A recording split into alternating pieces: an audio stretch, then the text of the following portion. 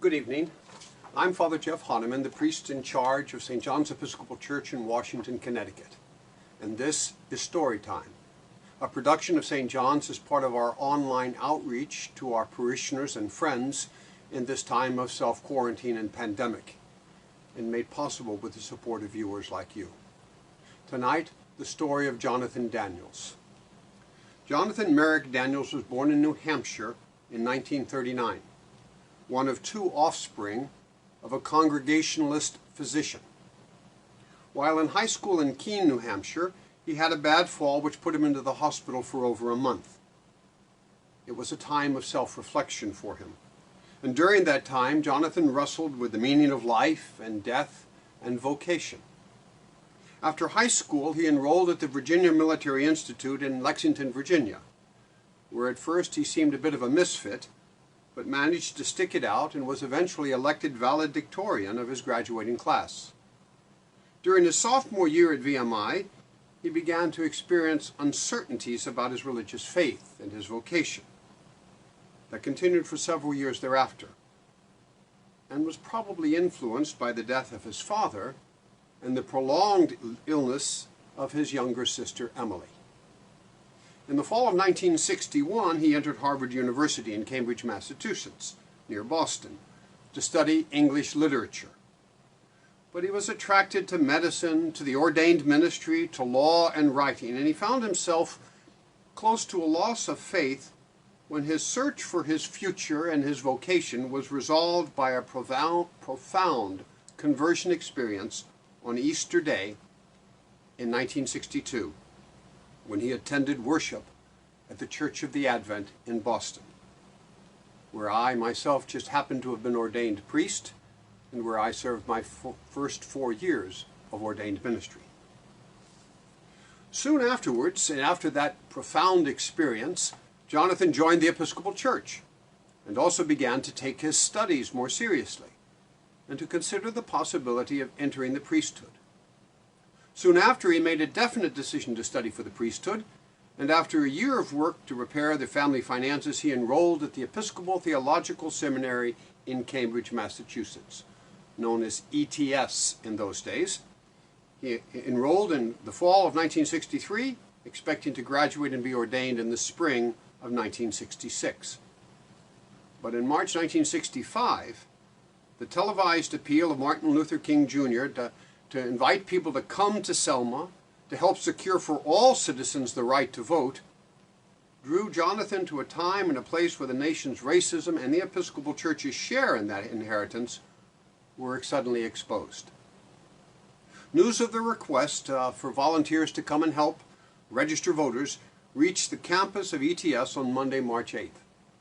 And during evening prayer at the chapel that night, Jonathan Daniels decided that he ought to go. I had come to evening prayer as usual that evening, he wrote, and as usual I was singing the Magnificat with the special love and reverence I have always felt for Mary's glad song. He hath shown strength with his arm. As the lovely hymn of the God-bearer continued, I found myself peculiarly alert, suddenly straining towards a decisive, luminous, spirit-filled moment that would, in retrospect, remind me of others, particularly one at Easter 3 years ago, earlier. Then it came. He put down the mighty from their seat and hath exalted the humble and meek. He had filled the hungry with good things. I knew then that I must go to Selma. The virgin song was to grow more and more dear in the years and weeks ahead. He and others left Thursday for Selma, and intending to stay only the weekend. But he and a friend missed the bus back and began to reflect on how an in-and-out visit by this, like theirs, looked to those who were living in Selma, and decided that they must stay longer. They went home to request permission to spend the rest of the term in Selma, studying on their own and returning to take final examinations. In Selma, many proposed marches were blocked by rows of policemen, and Jonathan describes in his journal just one such meeting. Quote, after a week-long, rain-soaked vigil, we stood face to face with the Selma police. I stood for a change in the front rank, ankle deep in an enormous puddle. To my immediate right were high school students, for the most part, and further to the right were a swarm of clergymen. My end of the line surged forward at one point, led by a militant Episcopal priest whose temper, as usual, was at combustion point. Then I found myself only inches from a young policeman. The air crackled with tension and open hostility. Emma Jean, a sophomore in the Negro High School, called my name from behind. I reached back for her hand to bring her up to the front rank, but she did not see. Again she asked me to come back in my determination to become infectiously savage, and I insisted that she come forward. I would not retreat. Again I reached for her hand and pulled her forward. The young policeman spoke. "You're dragging her through the puddle. You ought to be ashamed for treating a girl like that." Flushing, I had forgotten the puddle. I snarled something at him about whose fault it was, really, that managed to be both defensive and self-righteous. We matched baleful glances and then both looked away. And then came a moment of shattering internal quiet, in which I felt shame, indeed, and a kind of reluctant love for the young policeman. I apologized to Emma Jean, and then it occurred to me to apologize to him and to thank him. Though he looked away in contempt, I was not altogether sure I blamed him. I had received a blessing I would not forget. Before long the kids were singing, and one of them asked the young policeman for his name. His name was Charlie. When we sang for him, he blushed, and then smiled in a truly sacramental mixture of embarrassment and pleasure and shyness. Soon the young policeman looked relaxed, and we all lit cigarettes, in a couple of instances from a common match, and small groups of kids and policemen clustered to joke and talk cautiously about the situation. It was thus a shock later to look across at the rank of clergymen and their opposites, who glared across a still unbroken wall in what appeared to be silent hatred. Had I been freely arranging the order for evening prayer that night, I might have followed the general confession directly with the general thanksgiving, or perhaps the Te Deum, he wrote. Jonathan devoted many of his Sundays there in Selma to bringing small groups of Negroes, mostly high school students like Emma Jean, bringing them to church with him in an effort to integrate the local Episcopal Church, which tended to be predominantly white or predominantly black. They were seated in the church, but still scowled at. Many parishioners openly resented their presence and put their pastor squarely in the middle. The rector was an integrationalist enough to risk his job by accommodating Jonathan's group as far as he did, but not integrationalist enough to satisfy John. In May, John went back to ETS to take examinations and complete other requirements. And in July, he returned to Atlanta, where he was now sponsored by the Episcopal Society for Cultural and Racial Unity, where he helped to produce a list of local, state, and federal agencies and other resources legally available to persons in need of assistance, especially those looking to register to vote.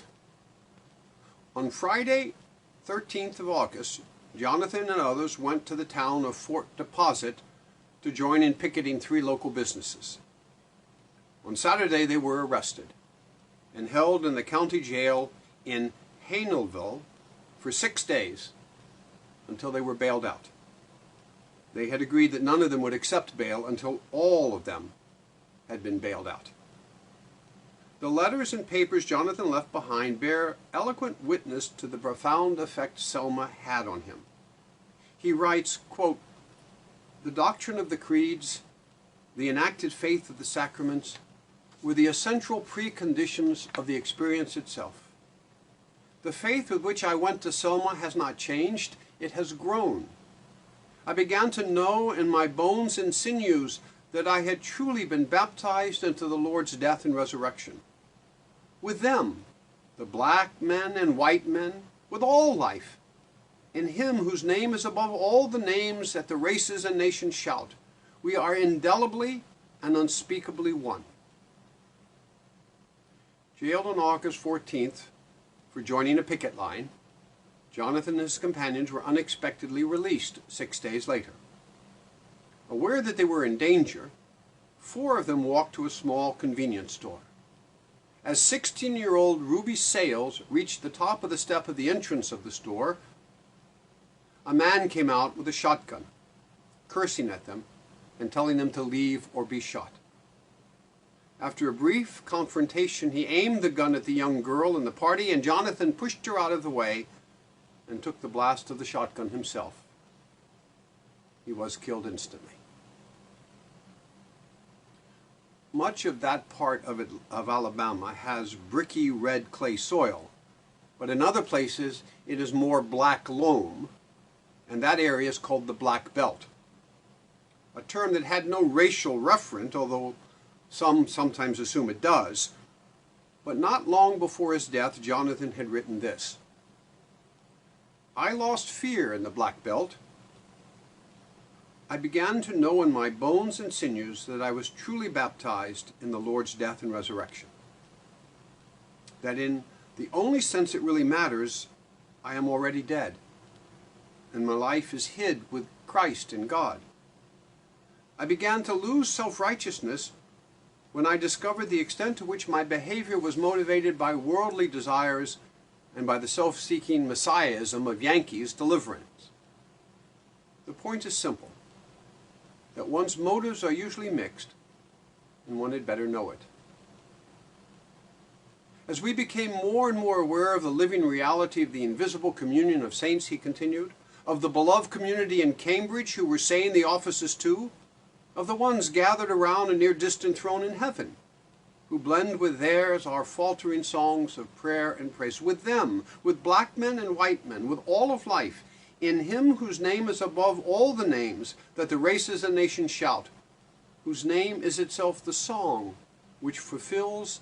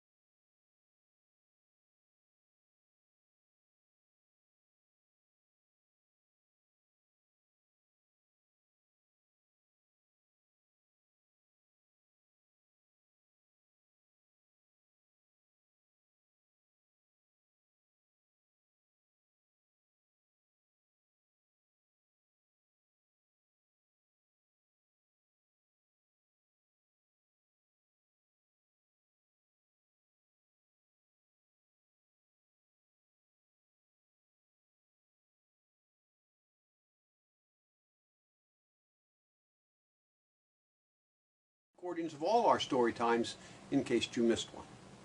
Until then, good night and God bless.